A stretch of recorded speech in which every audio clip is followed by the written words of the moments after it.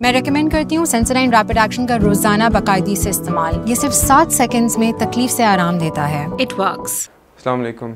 My name is Dr. Saad Saud, and by profession I am a dentist, and by speciality I am an orthodontist. मैंने fellowship की हुई है CPSP से, College of Physicians and Surgeons, Pakistan. My subject is orthodontics.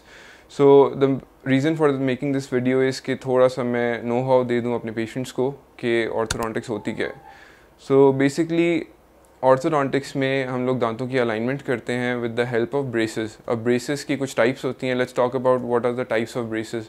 Braces में हम लोग fixed braces लगाते हैं, रिमूवेबल ब्रेसेस लगाते हैं। फिक्स ब्रेसेस में कॉमनली आप लोगों ने देखा होगा कि अलाइनमेंट के लिए दांतों के ऊपर तारें लगती हैं, उनके ऊपर वायर्स के थ्रू हम लोग दांतों को सीधा करते हैं।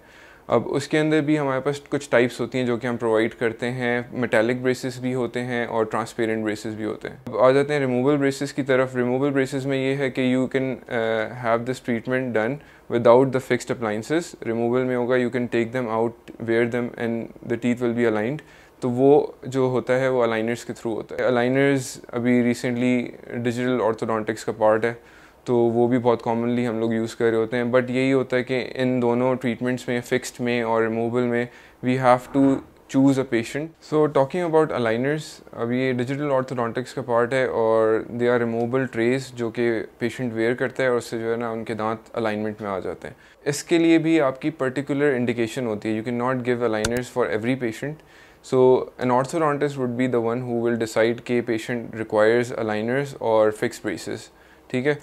अब आ जाते हैं एज ऑफ ट्रीटमेंट के ऊपर। इसके ऊपर भी काफ़ी ज़्यादा डिबेट होती है कि कौन सी एज में ब्रेसेस लगाने चाहिए। ब्रेसेस के लिए कोई एज नहीं होती, we can put braces in any age, ठीक है। अब talking about the ideal age, तो वो आपका टीन एज होती है। Teen age starts from around 12 years till 19 years. और टीन एज क्यों कंसिडर की जाती है आइडियल? बिकॉज उस वक्त जो है पेशेंट ग्रोइंग एज में होता है, वर्टिकल ग्रोथ हो रही होती है, पेशेंट की ओवरऑल स्टेचर ग्रोथ कर रहा होता है। तो उसमें अलाइनमेंट जब आप करते हो दांतों की तो बहुत स्टेबल होता है, उससे रिजल्ट बहुत अच्छे आते हैं। तो आइडियली हम लोग 12 to 19 ईयर्स में करते हैं। लेकिन we can also go for treatment early. अगर आपका कोई स्केलेटल प्रॉब्लम हो, हड्डी का कोई इशू हो, आपके जॉ का कोई इशू हो, तो वो हम लोग करेक्ट कर लेते हैं अर्ली एज में भी। इवन कि हम 6 से 7 साल में भी ट्रीटमेंट स्टार्ट कर देते हैं, ठीक है। तो वो डिपेंड करता है पेशेंट की उस टाइम पे ऑक्लूजन कैसी है, उसके दांत किस तरह से मिल रहे हैं, ओवरऑल प्रॉब्लम्स कितनी है। तो यू कैन ऑलवेज, अगर आपके पेशेंट में, आपके बच्चों में कोई दांतों का आपको इशू नज़र आ रहा है, तो कंसल्टेशन करवाने में कोई इशू नहीं है। आप लोग हमारे पास आ सकते हैं। We can always guide you कि which is the best age for the treatment and what can be done right now, ठीक है। Braces can be put at any age, like आप करवा सकते हो। इवन 70 ईयर्स में भी ब्रेसेस लग सकते हैं। डिपेंड करता है कि इंडिकेशन क्या है और हमने क्या चीज़ करेक्ट करनी है, ठीक हो गया। अब आ जाते हैं कॉजेज़ क्या होती हैं ब्रेसेस लगाने के लिए। मतलब जो प्रॉब्लम आती है आपकी मैल ओक्लूजन की, जो मिस अलाइनमेंट होती है दांतों की, उसकी कॉजेज़ क्या होती हैं। अब कॉजेज़ के अंदर सबसे पहला जो कॉज होता है वो तो जेनेटिक होता है। अब आपकी जेनेटिक फैमिली हेरिडिटरी प्रॉब्लम है ये, जो कि फैमिली में रन कर रहा है, जिसमें प्रॉब्लम्स होती हैं कि कुछ लोगों के दांत मिसिंग होते हैं, दांत होते ही नहीं है, तो जिसकी वजह से जो दांत मिसिंग होते हैं, जो परमानेंट दांत दूसरे आ रहे होते हैं, वो उनकी जगह पे सही से अलाइनमेंट में नहीं आ रहे होते। तो उसके लिए फिर हम लोग ब्रेसेस की हेल्प लेते हैं, ठीक है। दूसरा इश्यूज़ ये होते हैं कि जॉ का इशू आ जाता है। किसी की जॉ की ग्रोथ सही नहीं होती।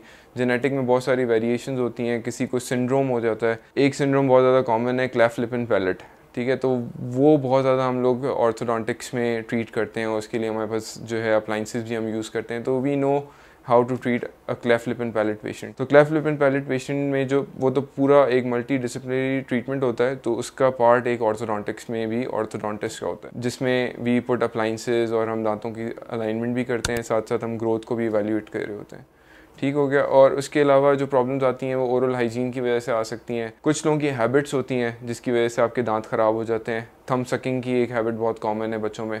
तो अगर ऐसी कोई सिचुएशन बन रही है तो you have to visit us. We can always guide you, we can always counsel the patient as well. तो ये 2-3 चीज़ें हैं जो कि आपको माइंड में रखनी है, और ये कॉजेज़ होती हैं फॉर मिस अलाइनमेंट और malalignment of the teeth. ये सारी चीज़ हो गई। फिर we can go for treatment methods. हम ट्रीटमेंट में हम लोग बच्चों में ये कर सकते हैं कि हम लोग ग्रोथ को मॉडिफाई कर सकते हैं। अगर हड्डी का कोई इशू है और बच्चा यंग है लाइक बिलो 12 ईयर्स। तो what we can do is कि हम लोग उसकी ग्रोथ को मॉडिफाई करेंगे, उसको सही डायरेक्शन में लेके जाएंगे, हम उसके लिए अप्लाइंसेस देते हैं। उससे बड़ा हो गया तो हम लोग दांतों की सीधा करने के लिए हम लोग अलाइनमेंट करते हैं दांतों की ब्रेसेस के थ्रू। और अगर एडल्ट एज में आ गया और स्टिल उसका हड्डी का कोई इशू है, स्केलेटल इशू है, तो we can go for a surgery as well.